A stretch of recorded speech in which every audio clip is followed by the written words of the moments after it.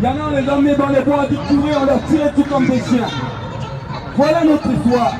Notre histoire, c'est pas pour chanter et dire ouais, des blagues, tout le monde est heureux, tout le monde dit non, c'est pas ça. C'est une histoire tragique, dramatique de notre peuple, de notre histoire, de notre histoire. Donc tout ce qu'on a eu aujourd'hui, tous les privilèges, les avantages, c'est pas gratuit. Donc on ne doit pas dormir sur le dos d'oreiller et dire attendre que Père Noël ou Jésus, ou je ne sais pas qui va venir nous donner pour nous libérer. On doit se lever. Et la révélation, toutes les religions sont nées dans la crise. Donc si on doit révéler des prophètes chez nous, dans la prophétie, c'est dans le combat. Aujourd'hui le combat, c'est vous permettre de vous organiser politiquement, de vous organiser économiquement, d'acheter chez nous pour nous renforcer économiquement et de ne pas laisser qui que ce soit ceux qui rentrent dans la politique, dans le showbiz, ils ne peuvent pas fermer les yeux, fermer l'oreille, fermer la bouche quand une personne extrême droite de l'ADN se met à nous injurer. Aujourd'hui, notre problème, c'est pas dans la rue. Personne va venir insulter un petit de quartier et lui dire ça nègre. Ils vont dire demain, ils vont mettre des images comme quoi c'est le petit, c'est lui qui est venu, qui a attaqué l'autre. Parce que le petit va être violent. Mais on nous insulte sur les médias. Ça veut dire que les gens qui nous représentent dans le haute sphère ne font pas leur travail. C'est des lâches. C'est des lâches, ils parlent à notre nom peut-être en haut niveau, mais ils ne font pas leur boulot. Alors c'est Kouchi, de la LDNA qui fait le travail. On ne peut pas l'inviter, il a été invité à l'ONU. Un des frères que tout le monde fait l'éloge. Un des frères que tout le monde fait l'éloge. Qui dit que c'est lui l'éveil qui va sauver le peuple. Il a téléphoné à l'organisation de l'ONU, il a dit qu'il ne faut pas inviter la LDNA. Ils sont incontrôlables. Comme nous dans la rue, nos parents qui étaient dans la politique, qui étaient défendus, ils disaient il ne faut pas, ces enfants-là, il ne faut pas les laisser, il faut les rapatrier en Afrique. Aujourd'hui, ils sont venus en France pour faire la guerre, le combat, c'est des délinquants. On nous traitait de délinquants. Aujourd'hui, à la fin de leur jour, il y en a un qui était médecin qui a fait la politique, il m'a dit, mon petit viens t'asseoir. J'ai fini, il m'a dit, je suis malade, je viens te demander pardon. Je n'avais pas compris ce que vous faisiez dans la rue. Je t'ai mis à la porte, je t'ai viré de chez moi, je t'ai ton tuteur, je t'ai empêché. Tu allais à l'école, tu te remets dehors. Je n'avais pas compris. Aujourd'hui, tes neveux, c'est toi qui les protèges.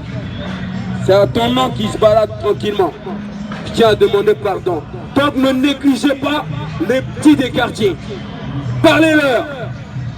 Parce que c'est un vivier. C'est un vivier qui termine comme Mbappé ou des fois qui termine dans l'armée française, qui est obligé d'aller en Afrique et d'assister au génocide sur ses frères. Il faut lui parler pour qu'il ait une conscience. Il faut qu'il s'impose. Il faut qu'il s'impose dans le milieu où il est. Pour qu'on respecte son peuple. Voilà pourquoi je respecte la DNA. Je ne le juge pas. Mes sentiments par rapport à ces maladresses, ça ne regarde que moi. Je le dis, c'est lui le chef. Aujourd'hui, c'est un chef, je le reconnais. Parce que j'étais un chef. Et parce que je suis un chef de famille. Ok? Donc vous les Noirs, arrêtez de baisser les yeux. Nous, on n'a pas besoin d'être des milliards pour être debout. On est né debout. On est né comme un arbre ancestral qui ne bouge pas. C'est nous l'oxygène du monde. C'est nous la matière première. N'oubliez jamais, c'est de nous est né le diamant. C'est notre sang. L'or noir, le pétrole. Voilà.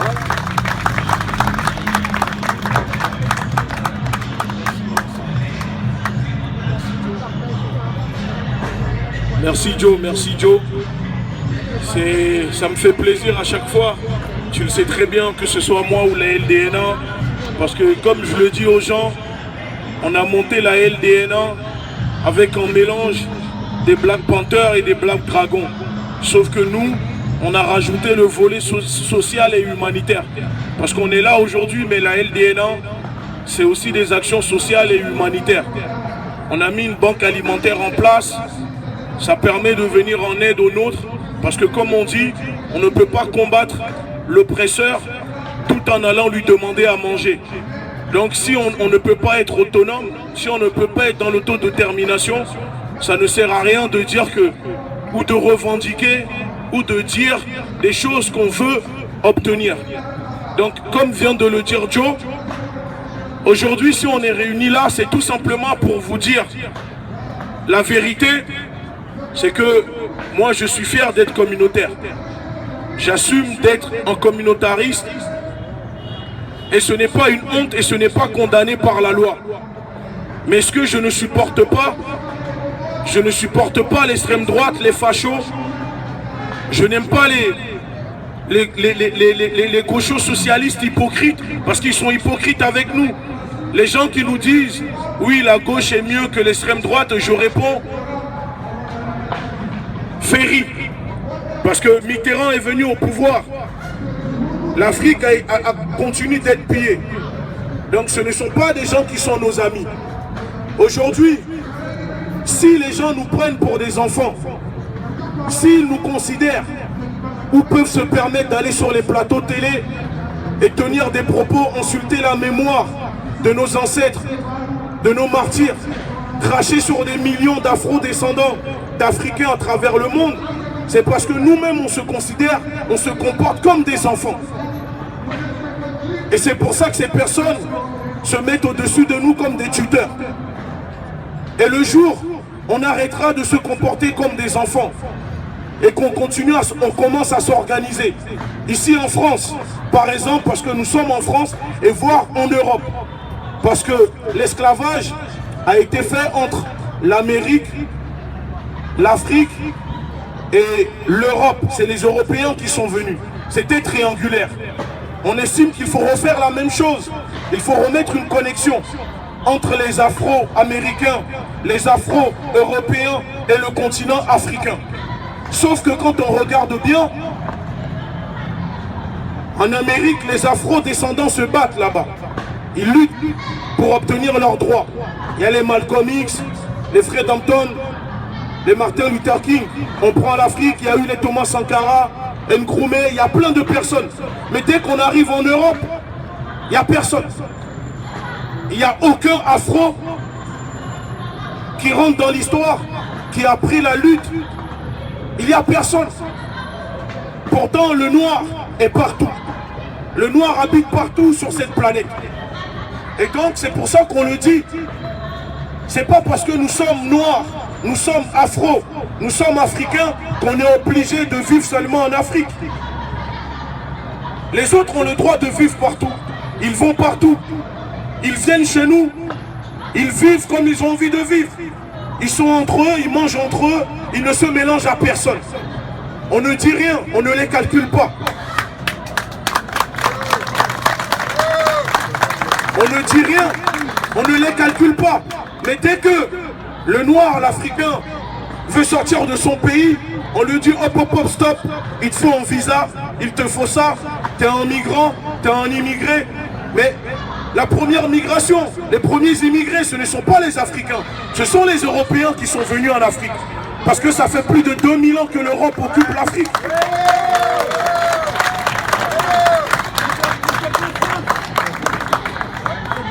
Et donc, pour quel droit ces personnes pourront venir nous dire que oui, les Africains n'ont pas le droit de venir en Europe, ou ils nous disent rentrez chez vous. Mais rentrez où chez moi? Ici, je suis chez moi ici. Parce que le sang de mes ancêtres ont coulé pour ce pays. Que ce soit pour la guerre, que ce soit pour l'esclavage. Ici, c'est aussi chez moi que le continent africain. Parce qu'il ne fallait pas venir chercher nos ancêtres pour les mettre dans des plantations de canne à sucre, pour construire l'Arc de Triomphe, Versailles, pour faire la grandeur de la France. Il ne fallait pas venir chercher nos ancêtres pour la guerre, pour reconstruire la France. Et aujourd'hui, quand c'est terminé, vous allez venir dire à ces enfants, rentrez chez vous. Non, le gâteau, on va tous le partager.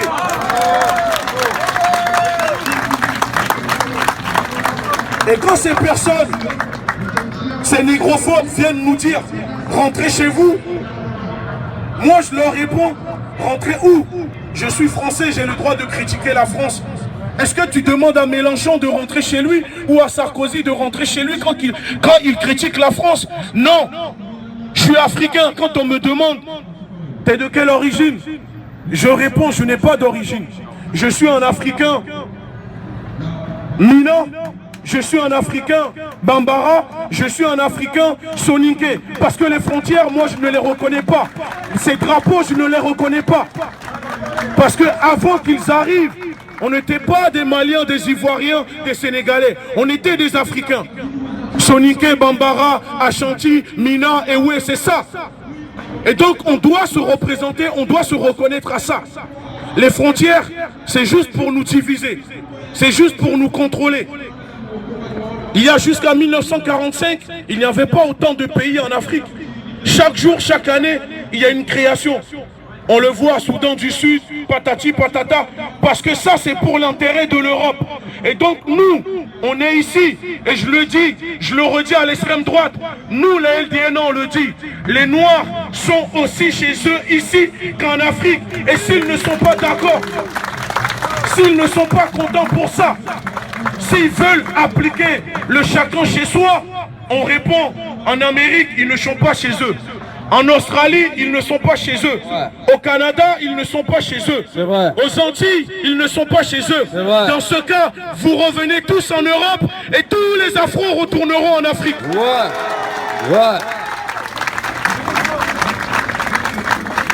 Si ce n'est pas le cas, on continuera à rester ici. Et on va s'organiser ici. Politiquement, économiquement, on va se renforcer comme les autres communautés. Parce que si eux, ils ont le droit de le faire, nous aussi on peut le faire. Et on doit prendre l'exemple sur les communautés qui réussissent. Moi je préfère voir mes frères.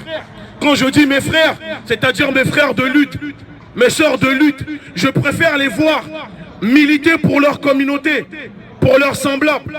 Mourir pour leur communauté, que voir ces jeunes, ces Africains, ces Afros mourir dans les cités pour des bétons, pour des bâtiments qui ne sont pas à nous. Parce que le maire de ta ville n'est pas prêt à mourir pour toi. Pourquoi toi tu vas mourir pour ta ville? C'est clair. Aujourd'hui, beaucoup passent leur temps dans les cités à s'entretuer entre nous. On s'entretue entre nous les Noirs parce qu'il y a cette violence qui est facile. Quand c'est pour aller tuer l'autre noir, c'est plus facile. Mais quand on dit aux gens, venez, on sort dans la rue, regardez ceux qui nous font du mal, allons les faire face, il n'y a plus personne. Mais quand tu leur dis la même chose et que c'est un noir, ils sont chauds. Parce que c'est comme ça. L'esclavage, la colonisation a modifié nos ADN. Et aujourd'hui, on grandit, on reproduit cette violence. On le voit même dans l'éducation qu'on donne à nos enfants. On leur donne des coups de ceinture, des gifles. Nos enfants ont peur de venir se confier à nous. Quand ils sont à l'école, ils sont moqués par les autres camarades. Juste venir dire à ses parents, j'ai ça comme problème. Ils ont peur. Parce qu'on transmet la violence. Et ça continue. Et c'est pour ça qu'on le dit. On ne doit pas avoir la honte de dire que pour notre communauté, quand il y a eu l'esclavage et la colonisation, quand ils se sont retirés en formant des négriers noirs pour les mettre à leur place, pour continuer à contrôler ces anciens pays, ils auraient dû mettre des cellules psychologiques en place. Parce que partout où ils sont passés, c'est ce qu'ils ont fait. Sauf à nous les Noirs, quand on a des problèmes, ils nous disent « Mais non, c'est pas grave, ils sont costauds, ils peuvent tenir le coup, il n'y a pas besoin de leur mettre des aides psychologiques en place. » Non, c'est faux. Parce que si le blanc lui-même, qui est venu nous mettre en esclavage, lui-même quand il a des problèmes, il va voir des psychologues pour en parler, c'est parce qu'il y a des raisons. Il sait pourquoi il le fait. Et on doit faire la même chose. Et c'est pour ça aujourd'hui, on dit, n'ayons pas honte de revendiquer que nous sommes communautaires. C'est pas parce que vous êtes communautaire que ton ami qui est blanc ou ton ami qui est maghrébin va te rejeter ou va mal le prendre. Parce que eux tous, ils sont communautaires déjà. Économiquement, politiquement, ils le sont. Et socialement, ils le sont. Et donc c'est pour ça que nous, on est arrivé, j'ai lancé la LDNA, j'ai créé la LDNA. Au début, les gens disaient, Il va tenir juste au bout d'un mois. Après, on ne les verra plus. Moi, j'ai commencé la LDNA tout seul. J'allais bloquer des magasins. Les Black Friday, j'allais bloquer des Sephora. Tout seul. J'allais partout. J'allais tout seul, juste avec mon téléphone.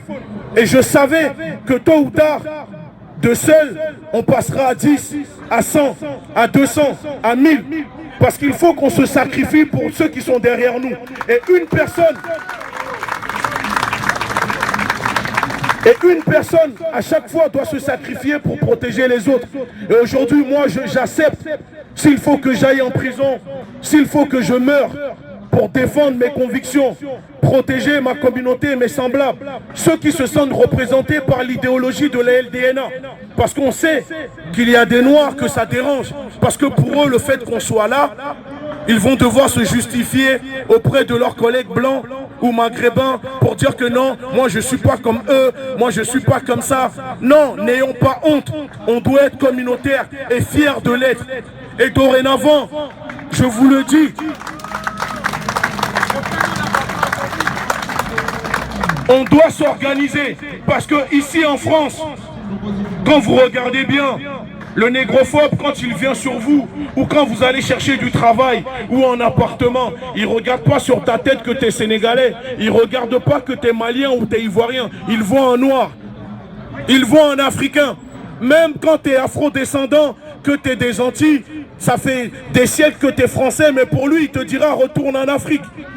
Et donc, on ne peut pas continuer en restant en France en disant « Moi, je suis malien, le problème du Congolais, ça ne me regarde pas. Moi, je suis sénégalais, le problème de l'Ivoirien, ça ne me regarde pas. » Non, ici, on est une nation. Pourquoi? Parce que regardez ici, on parle chacun peut-être des ethnies, des langues différemment. Mais là, on est tous en train de parler français. Et c'est ça la différence. Dès qu'on retournera sur le continent, chacun reprendra sa langue. Mais ici, pour faire une nation, il faut quelque chose qui nous unit. Et donc si on arrive à se comprendre en français, ici on peut s'organiser pour libérer l'Afrique. Parce que la guerre, elle doit être de l'intérieur comme l'extérieur.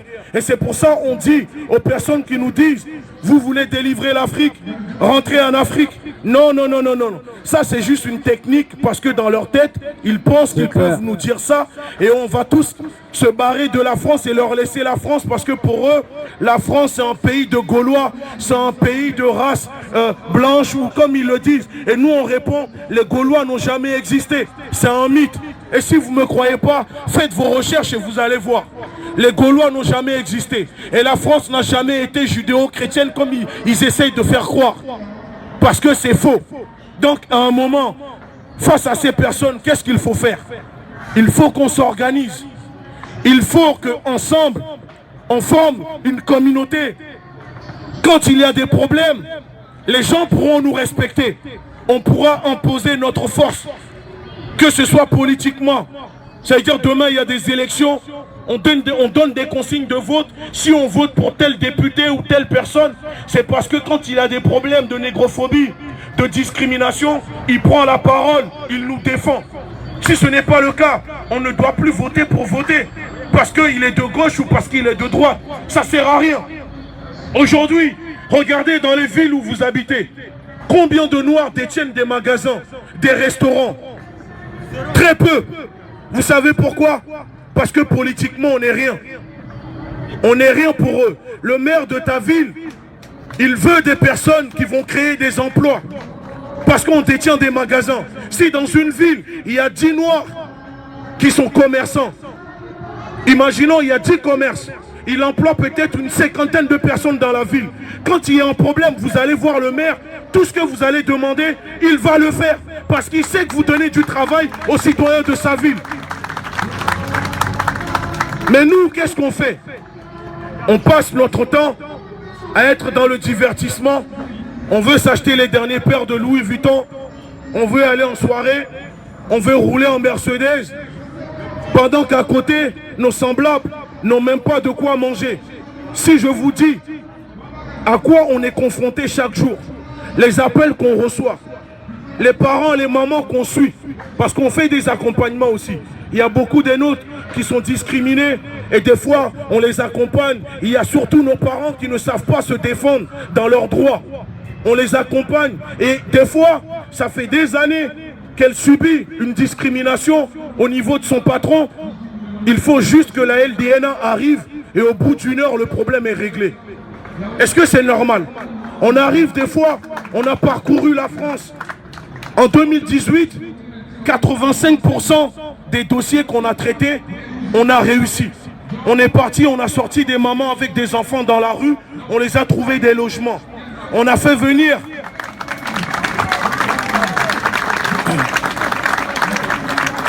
En ce moment, il y a une sœur qui est venue de la Côte d'Ivoire avec son fils pour se faire opérer. On a tout fait pour les faire venir de la Côte d'Ivoire. Le petit a été opéré. On les a trouvés en logement. 500 € par mois. On est parti, on a payé les 3 mois d'avance. Et nous, personne ne nous finance. L'État ne nous finance pas. Parce qu'on ne touche pas des subventions. Et on attend tout et n'importe quoi. Les gens, parce qu'on les intrigue. Parce que pour eux, c'est pas normal de voir une bande de noirs s'organiser sans forcément que derrière, il y ait un blanc ou sans forcément qu'ils s'associent avec des maghrébins. Parce qu'à chaque fois ici en France, la lutte, dès qu'il y a un problème, parce qu'on est tous à la cité, on s'associe automatiquement avec les Arabes, avec les maghrébins. Et nous, on est arrivés, on a dit, niet, c'est fini. Nous, on est noirs. Notre mouvement sera 100% noir et on va défendre les nôtres. Pour nous, par nous, et puis c'est tout. Mais ça ne veut pas dire que les autres, on ne les respecte pas. C'est juste qu'on dit, il n'y a pas de souci. Vous pouvez venir nous soutenir. Mais c'est mon combat, c'est ma lutte. C'est à moi d'être devant. C'est à moi de prendre la tête des choses. C'est pas à vous de venir vous mettre devant et nous dire ce qu'on doit faire, comment et quand. Donc c'est pour ça que nous, on fait tout nous-mêmes. Et quand on a commencé, les personnes qui sont derrière, parce qu'il y a des frères, il y a des sœurs qui sont derrière, qui ne souhaitent pas se montrer. Eux, ils vont travailler pour pouvoir financer le mouvement, ce que nous faisons. Parce qu'on fait beaucoup de déplacements. Il y a des gardes à vue. Moi, ça m'arrive. Il y a des périodes où en une semaine, je peux faire jusqu'à 3-4 gardes à vue par semaine. Mais je l'accepte. Et il ne faut pas croire, je suis un père de famille. J'ai des enfants. Mais je le fais parce que demain, je veux que mes enfants, je veux que ma fille soit fière de moi, soit libre et de marcher sans que les gens viennent l'embêter ou qu'elle ne se justifie sur sa couleur de peau. C'est pour ça que je le fais. Donc si moi j'arrive avec ceux qui sont derrière moi à me sacrifier, pourquoi vous ici, vous ne pouvez pas le faire? À chaque fois quand il y a des manifestations où on demande, venez on va soutenir un des nôtres qui a des problèmes, les gens ils te disent, c'est à quelle heure? On dit c'est à 15 h. Ok, quand je finis le travail, je viens. Ça veut dire pour défendre tes droits, tu es obligé de finir le travail du colon, du maître colon. Ensuite, quand tu finis le travail, tu viens défendre tes droits. Vous savez pourquoi? Parce qu'en France, il n'y a pas un syndicat noir. Il nous faut un syndicat noir pour défendre le droit des noirs, des travailleurs noirs. Un parti noir. Et c'est pour ça que là, je vais faire une pause pour laisser la parole à Joe pour vous expliquer ce qu'on est en train de faire en ce moment. Parce que l'objectif, c'est de faire sortir ce syndicat noir que nous sommes en train de créer. Merci beaucoup, Gucci. Effectivement, aujourd'hui, le combat, vous voyez, c'est pas frontal, on se lance pas des cailloux, on se tire pas dessus avec l'extrême droite dans la rue. Pareillement, on a demandé à des jeunes à nous d'infiltrer, d'intégrer les institutions susceptibles de faire des bavures sur nos frères. Des jeunes formés pour équilibrer les choses. Et ils rentrent, ils intègrent. Petit à petit, on avance. Maintenant, économiquement, pour revenir à ce qu'il dit Gouchi, je vois on porte tous des chaussures de marque. On porte tous des habits de marque. On ne gagne rien de temps. Vous connaissez l'histoire, pourquoi on a commencé à porter Adidas, pourquoi on a commencé à porter Levi's, pourquoi on a commencé à porter les casquettes. Ces histoires ont commencé dans les années 70 et 80 aux États-Unis. Quand dans les jeux au basket, football américain, il y a des blancs malins qui se sont dit on est en train de perdre dans notre équipe, on va aller dans les ghettos, on va observer les Noirs qui courent vite dans les champs, qui courent vite, on va voir comment ils jouent en dansant, en s'amusant, pendant que nous les petits blancs ils sont essoufflés, ils n'en peuvent plus, ils sont infatigables. Et on va les intégrer dans notre équipe. Un blanc l'a fait. Son équipe a été numéro 1. L'autre a dit, ah, moi je vais faire comme lui. Ainsi de suite. Et quand on a développé la culture, on disait que notre culture, c'est une petite culture de singe, de sauvage. Quand on écoutait du rap dans les années 80, on nous arrêtait, on disait, fais voir ce que tu écoutes dans ton Walkman. T'écoutes, ah, ça c'est appel à la violence, révolte, c'est contre la nation. Garde à vue, prison. Aujourd'hui, tout le monde écoute du rap. Comment tu es habillé? Ah, il est habillé comme un Zoulou. Zoulou est synonyme de révolte en Afrique du Sud. Donc lui, c'est un révolutionnaire. Il nuit à la nation. Hop, jugement, double peine, allez rapatrier.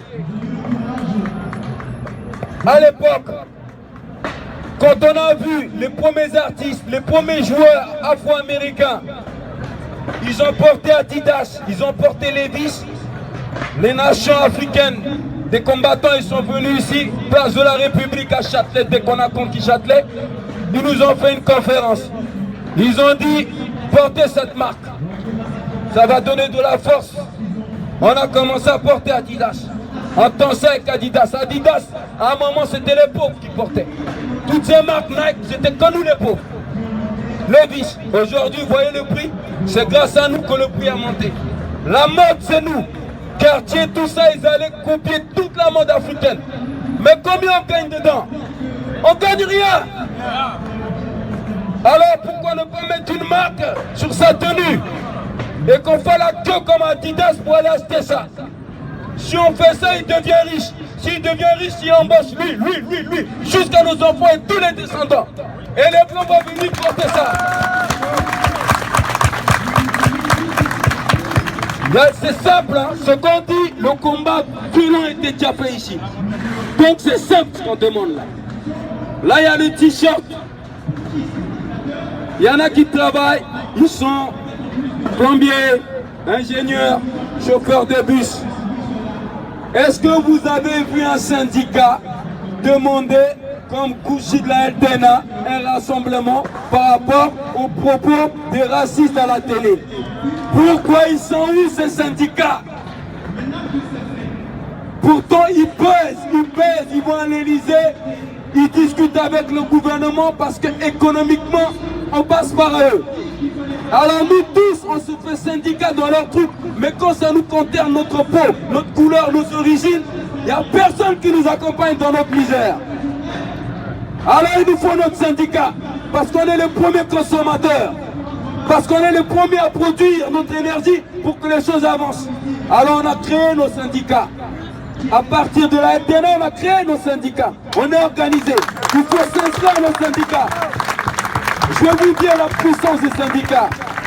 Les syndicats, les juifs, l'esclavage vient des Slaves. Les juifs dont on parle là, qui ont été condamnés parce qu'ils ont trahi Jésus, entre eux l'histoire des Blancs. En Russie, les juifs étaient esclaves dans les mines. Ils ont créé leur syndicat. Ce syndicat développé, c'est devenu démocrate, ainsi socialiste, etc. Aujourd'hui, ils contrôlent. Ils sont partis à partir de rien. Nous, il nous faut notre syndicat. Quand les gens écoutent notre musique, on doit savoir les droits reviennent à qui. Parce qu'on paye des taxes, on paye des droits quand on achète des chaussures. Il y a les TVA et tout ça dessus. Il y a des redistributions. Les redistributions de ça sert les autres. Parce qu'on ne peut pas se positionner. Donc on doit avoir notre regard sur tout ce qu'on produit. Quand un des nôtres ouvriers, il se fait insulter, les associations, les mouvements, ils bougent. Des fois c'est limité. Mais avec un syndicat, on peut siéger là où il se fait humilier. On peut faire un bras de fer. Comme les agriculteurs, ils déversent tous leurs produits sur l'autoroute, ils bloquent tout parce qu'ils sont syndiqués. Ça protège nos actions de force. Vous comprenez? Donc il nous faut notre syndicat. À partir de notre syndicat, en peu de temps, économiquement, on va peser. Il y a des syndicats secrets des Asiatiques. Dès qu'un Asiatique se fait agresser, son syndicat secret monte à l'Élysée. Parce qu'il pèse économiquement, parce qu'il le revendique. Nous, nos élites, ils arrivent là-bas, ils pêchent leur froc et ils racontent des conneries, ils ne nous protègent pas. Avec un syndicat, on va se protéger, on va peser et on va faire des pas de faire des coups de force dans l'endroit où il faut. Donc là, on va négocier sur la table. Et là, ça va rebondir sur l'Afrique directement. Parce que nos produits qui arrivent ici, ils mettent des normes dessus. On dit ouais, ça vient du Brésil, le café, tout vient de là où ils contrôlent. Le café, le cacao, il vient d'où? Est-ce que le petit Ivoirien, il mange du Milka? C'est pas normal. Il faut que les chocolats qui arrivent ici, les taxes, on récupère une partie, on renvoie au petit du Côte d'Ivoire et du Ghana. Vous comprenez? C'est comme ça qu'on doit s'organiser. Et c'est simple. Parce que tous les autres, ils le font, ils sont respectés. Nous, on est endormis, on est dans l'amnésie. On est là, on ne peut pas voir la vérité. Il faut qu'on se réveille. Il faut qu'on se réveille. Quand on court derrière le ballon, il faut mettre on doit connaître les quotas. Combien il te rapporte le frère là, dans Ligue 1? Combien il t'apporte? Eh bien nous, notre syndicat, ils disent voilà, on pose ça. On veut savoir, au nom de toute sa souffrance, comment il est arrivé en France, comment il a souffert ses parents, son ethnie, sa tribu, etc. au village, il faut qu'il y ait un retour.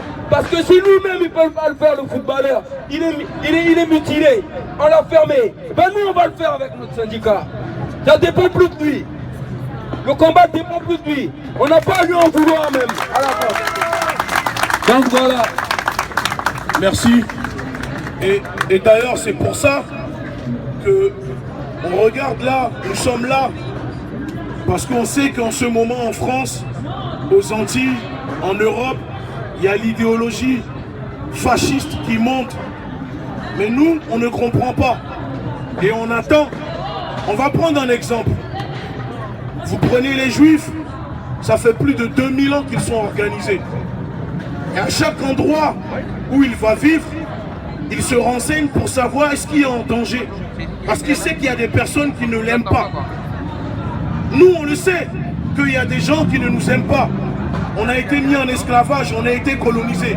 Mais on oublie qu'il y a le danger parce que le fait qu'on nous donne par mois 500 € de RSA ou ceci ou cela, on pense que ça est qu'on a des droits et qu'on ne doit plus se soucier de notre sécurité.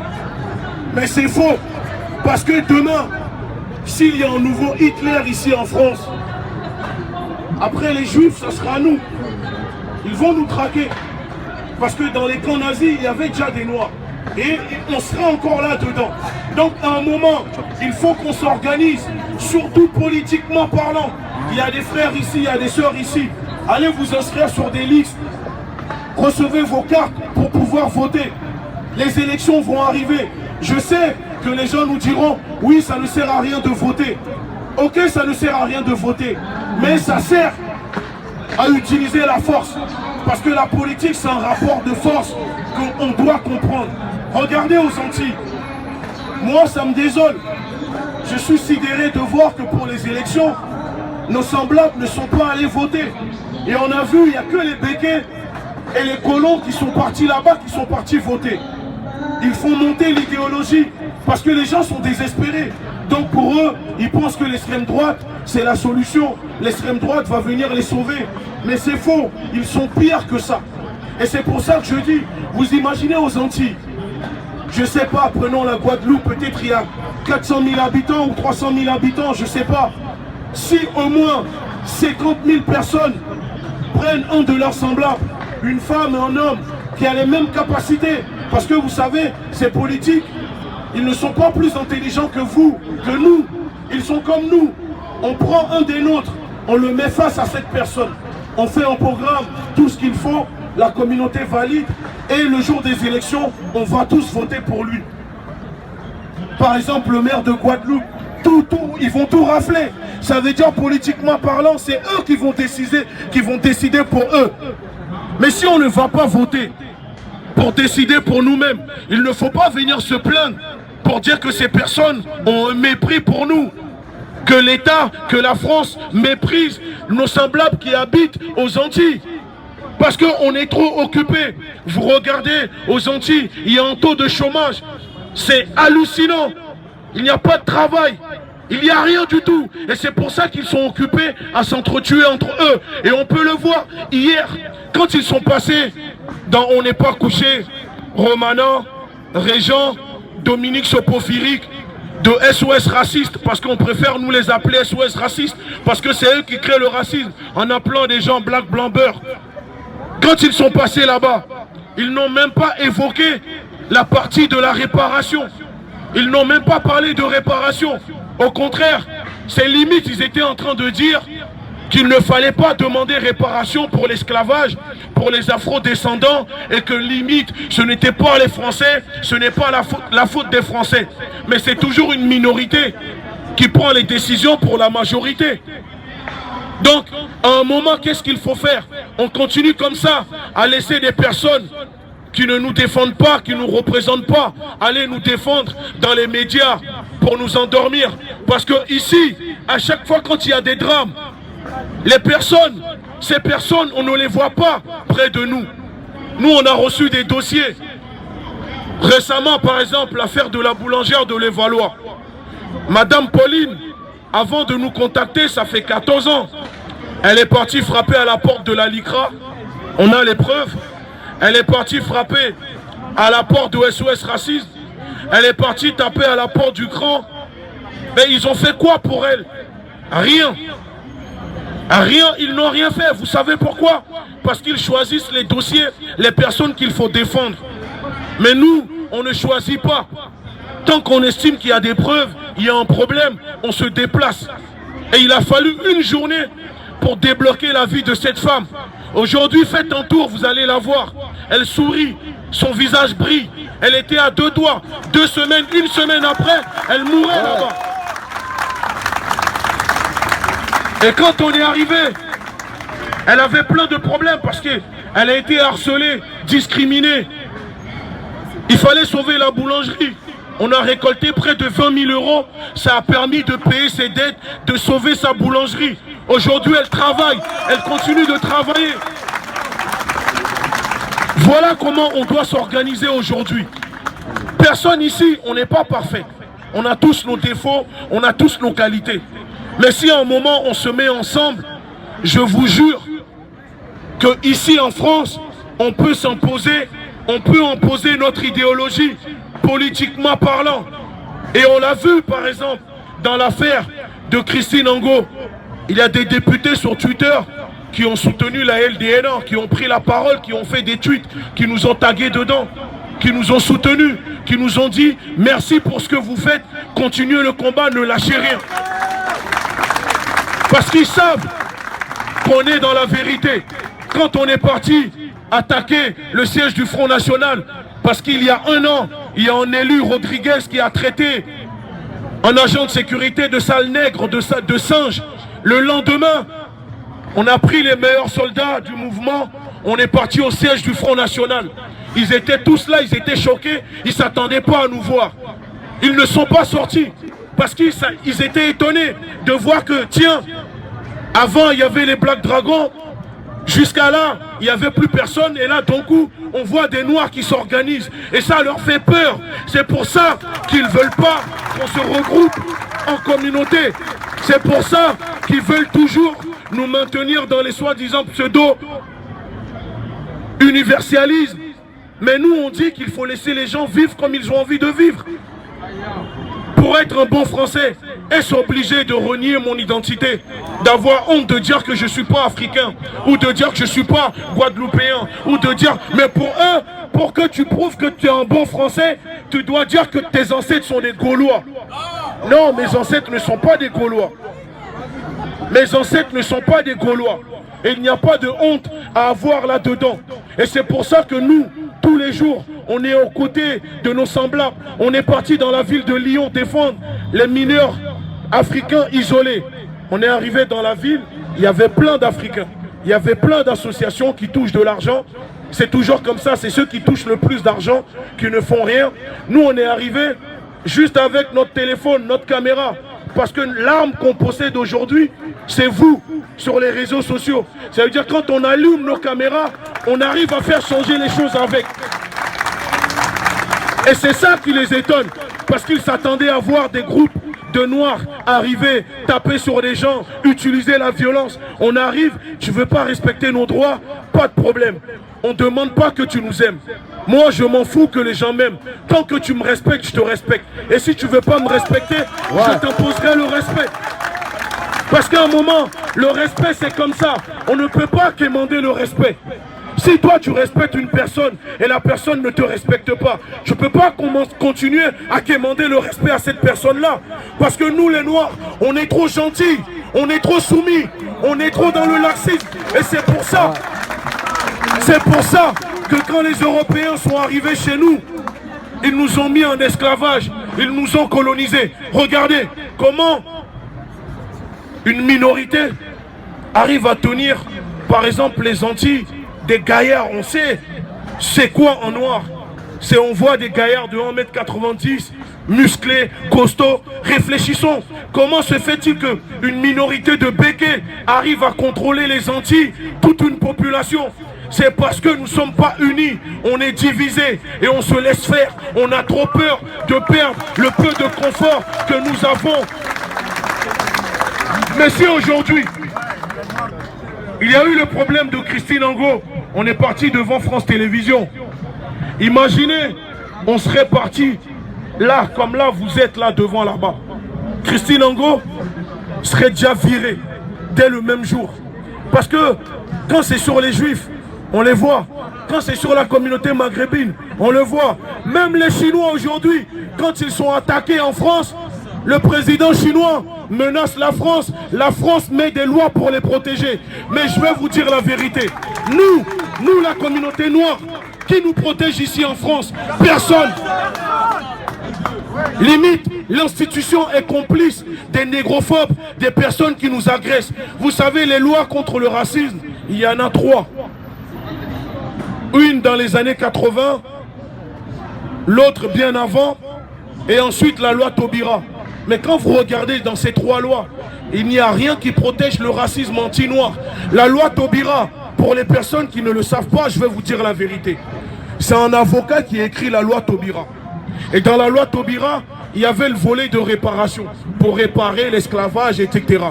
Quand il a présenté la loi à Madame Taubira n'en voulait pas. Elle ne voulait pas du tout. D'accord? Et les gens, les gauchistes, sont allés lui dire, c'est simple.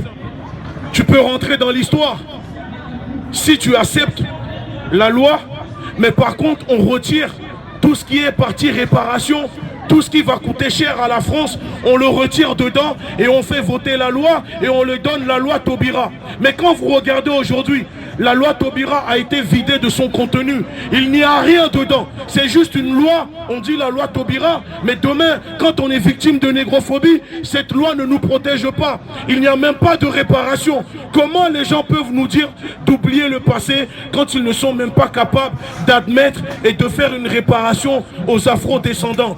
Nous, on estime aujourd'hui qu'en France, les afro-descendants, chaque mois, l'État français doit leur verser une indemnisation en salaire parce qu'on a contribué, la France s'est enrichie grâce à l'esclavage. La France fait partie des troisième pays à être enrichi grâce à l'esclavage, grâce au canne à sucre. Et c'est pour ça que nous, on dit que la France, si la France répond, ah mais il n'y a pas d'argent pour réparer, pour dédommager les Afros, ben on leur demande de vendre le château de Versailles aux Russes, on leur demande de vendre l'Arc de Triomphe aux Chinois, et là l'argent va rentrer dans les caisses. Parce que le château de Versailles, c'est grâce au sang de nos ancêtres qu'ils l'ont construit, le château de Versailles. D'accord? Donc à un moment, l'argent, il y en a ici en France.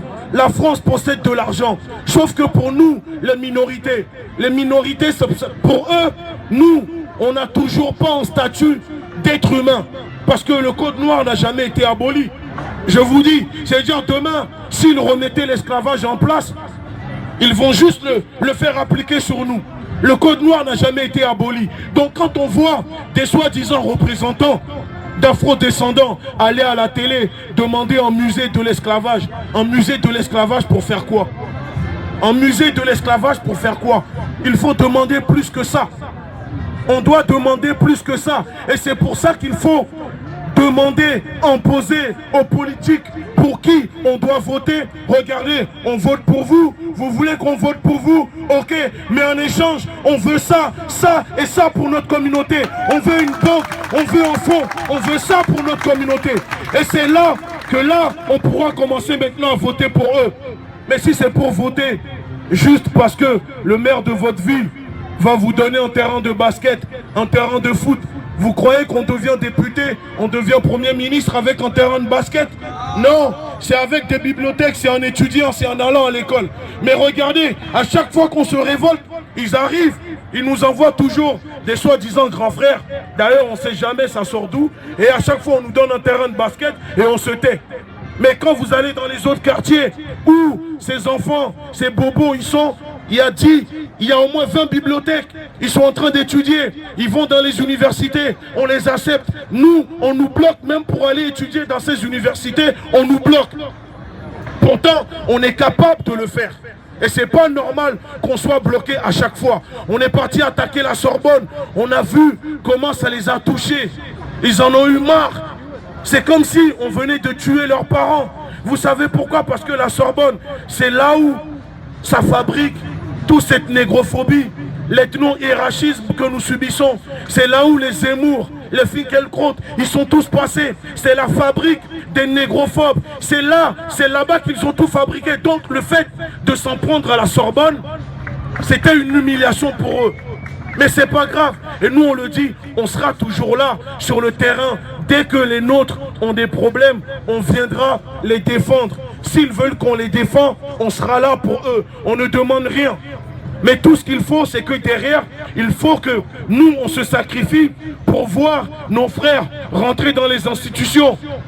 Moi, j'aimerais vous voir, parce que je sais qu'il y en a qui ne seront pas d'accord ici. Mais j'aimerais vous voir, les frères là, les sœurs, rentrer dans la police, dans la gendarmerie. Comme ça, demain, quand on va faire une action, quand vous arrivez, tu verras ton semblable en train de se battre pour toi. Puisque tu as l'idéologie panafricaine dans la tête, tu sauras comment te comporter.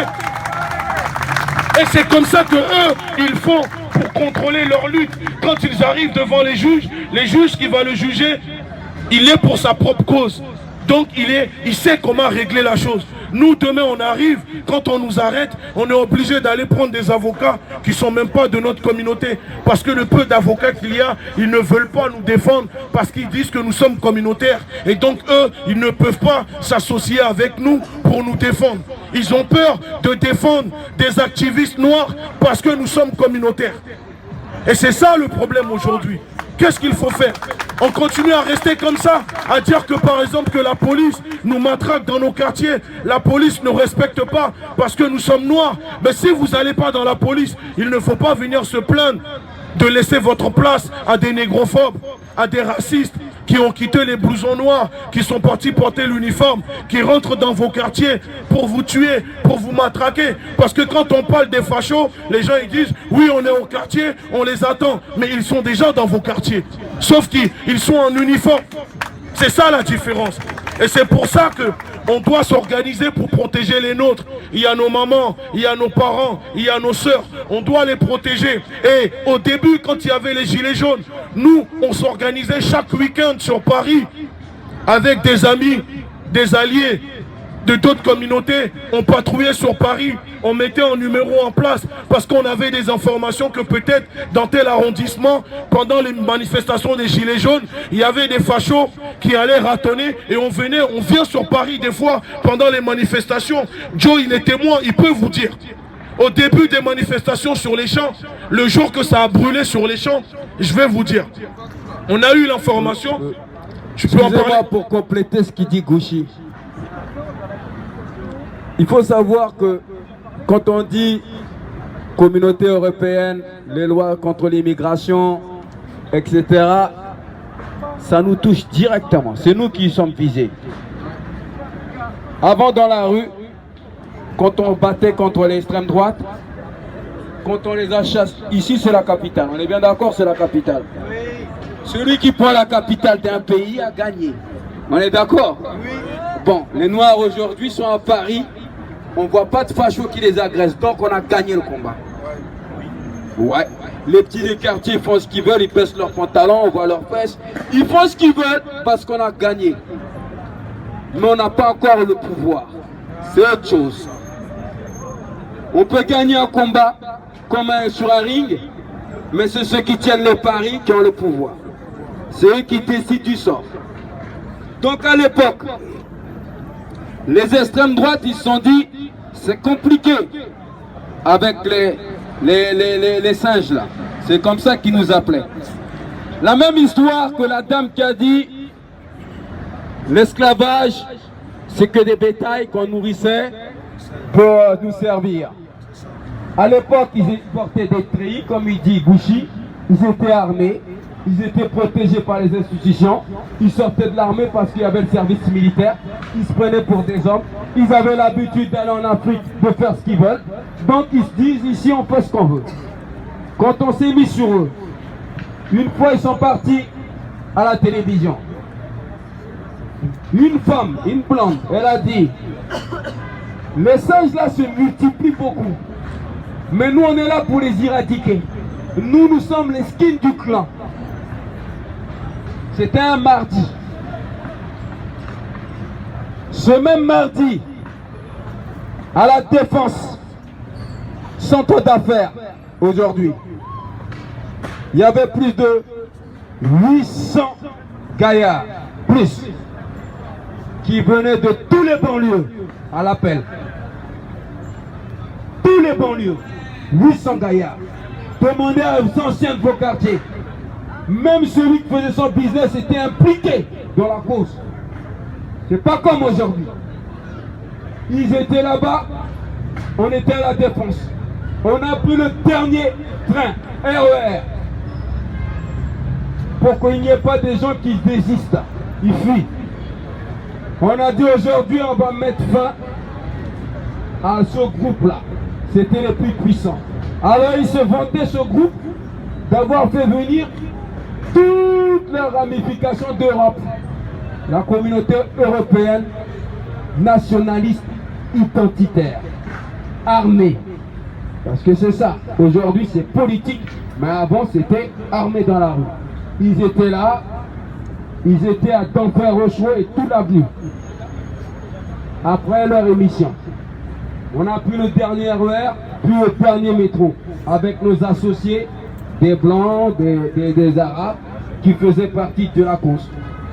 Au fur et à mesure on avançait, il y a des frères qui estimaient qu'ils avaient mal à la tête, mal au ventre, ou etc. Ils descendaient du train. Sur une centaine, on s'est retrouvé à peine 100 ou 200. Ça a été le dernier combat dans la rue de la communauté européenne d'extrême droite armée. On est arrivé vers 1h du matin. Ça a duré vers 2h, 3h du matin, une émeute. Toute la rue de Denfert-Rochereau a été saccagée. On est rentré dans les McDo parce que c'était eux qui étaient au McDonald's. Aujourd'hui, c'est nous qui sommes au McDonald's. C'est ça. Mais c'était eux. On a tout détruit. Certains d'entre nous se sont retrouvés en prison. D'autres par la suite rapatriés. On a eu des blessés, suite à ça on a eu des décès. Mais ils ont compris que plus jamais ils vont nous insulter sur les grandes zones de médias. C'était fini. Aujourd'hui je reste comme ça, j'entends ça, je me dis mais c'est pas possible. On est en 2019. Les frères et sœurs, les enfants sont nés libres. On nous insulte comme ça. C'est la personnalité de Gucci qui s'organise avec toute l'équipe pour dire non, non, non, ça ne va pas se passer. Donc la question est, chacun d'entre vous, qu'est-ce que vous faites au quotidien pour faire avancer votre cause? Il faut se poser la question. Sa cause, il ne s'agit pas juste d'amener ce qu'il faut dans ton assiette. Sa cause, c'est un tronc commun. C'est ce qui doit nous unir et c'est ce qui nous en fait. C'est ce qui fait que l'Afrique en fait qu'un. C'est un art ancestral. Et où que nous soyons, nous devons en faire qu'un face à l'adversité. Donc chaque jour, chaque instant, il faut apprendre à son enfant de se faire respecter. De se faire respecter absolument. Parce qu'en respectant, en se faisant respecter, on respecte nos ancêtres, on respecte qui nous sommes et on respecte ce qu'on a fait. Il ne suffit pas de baisser les yeux, comme il a dit la personnalité de Gouchi, le chef de la LDNA, mon chef, parce que je suis un chef.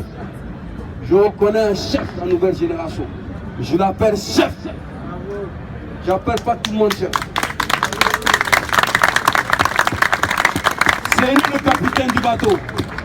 Il m'a appelé ce matin, il m'a dit sois là, j'ai dit t'as pas besoin de t'expliquer, je serai là.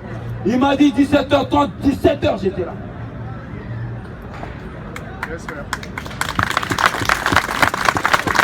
Opérationnel. Pareil en Afrique, aux Antilles, on a des éléments partout, au Brésil. Ils tiennent la route, on est organisé.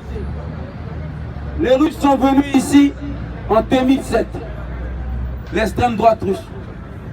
Ils voulaient prendre tous les marchés de vigiles. Ils font tous les magasins, les clubs.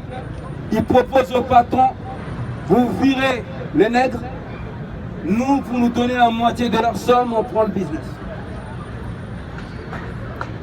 Là où on va danser, on fait nos trucs.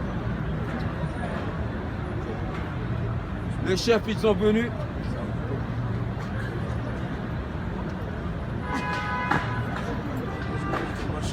Ouais, c'est bon.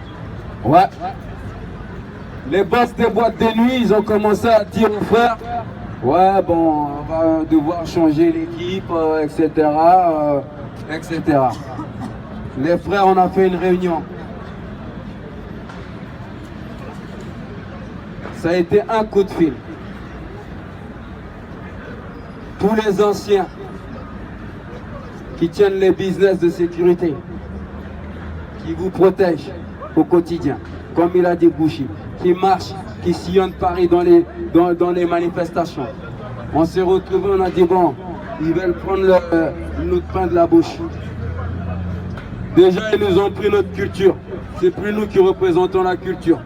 Maintenant, même dans les endroits où on gagne un peu de pain et qu'on nourrit notre famille, les Rouskov sont arrivés, c'est fini. Ils veulent prendre ça. On a dit bon non, on va montrer aux Rouskov qu'on est opérationnel. Donc on a envoyé un message fort aux Rouskov, les Rouskov sont pointés. On s'est expliqué. Ils nous ont serré la main, ils ont dit on va aller à Côte d'Azur, on va ailleurs, on reste pas ici. C'est compliqué, les négos sont trop puissants.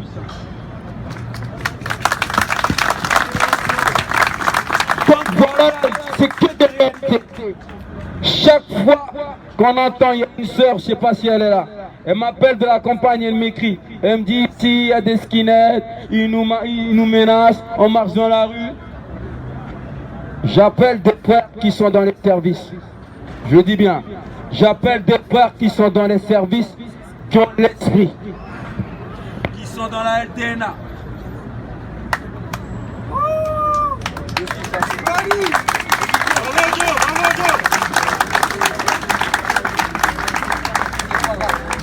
Je parlais comme ça, vous m'entendez? J'appelle les frères qui sont dans les services. Je dis, il se passe dans telle ville des menaces sur la communauté. Il faut faire quelque chose. Je ne peux pas crier trop fort. J'ai trop crié toute la vie. C'est bon. Les frères, ils sont intervenus. Il n'y a plus jamais parlé des skinheads, du racisme dans cette ville. Donc chaque jour, quand vous vous levez, il faut vous poser la question, quel est mon apport, quelle est ma pierre à l'édifice? Et qu'est-ce qui fait changer sur tout ça? À chaque action, est-ce qu'il y a un changement? Gouchi En 2018, 85% de réussite dans son combat. Combien de gens qui nous représentent dans les gouvernements, combien de combats ils ont gagné? 0. Lui, Gouchi, 85. C'est des concerts aujourd'hui. Personne ne les représente, personne ne les représente. Alors aujourd'hui, connectez-vous, partagez, venez. Les gens qui m'invitent, qui te mettent sur les plateaux avec ces gens-là dans les conférences. Je ne supporterai plus d'entendre ça. À la mémoire des vrais combattants. Alors soyez tous des combattants. On est